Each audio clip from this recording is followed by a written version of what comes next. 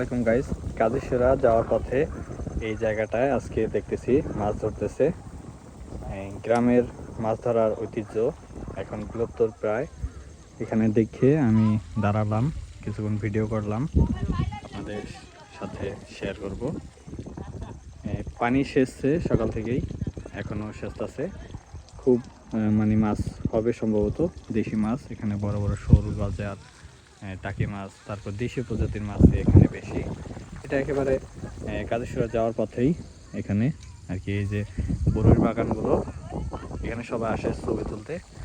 আর এই পাশে একটা ছোট একটা পুকুর, এখানে পানি হয়েছিল বর্ষার সময়, ওই জন্য এখানে মাছ আর কি, দেশীয় মাছ ধরতেছে এরা।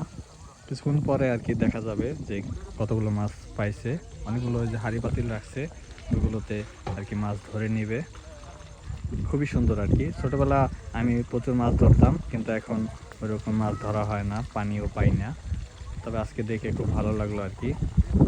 যাই হোক, আপনারা যারা মাছ কিনতে ইচ্ছুক তারা দ্রুত যোগাযোগ করতে পারেন। 2-3 ঘন্টা পর্যন্ত সম্ভবত এরা এখানে থাকবে, দেশীয় মাছ বিক্রি হবে, আপনারা আসতে পারেন।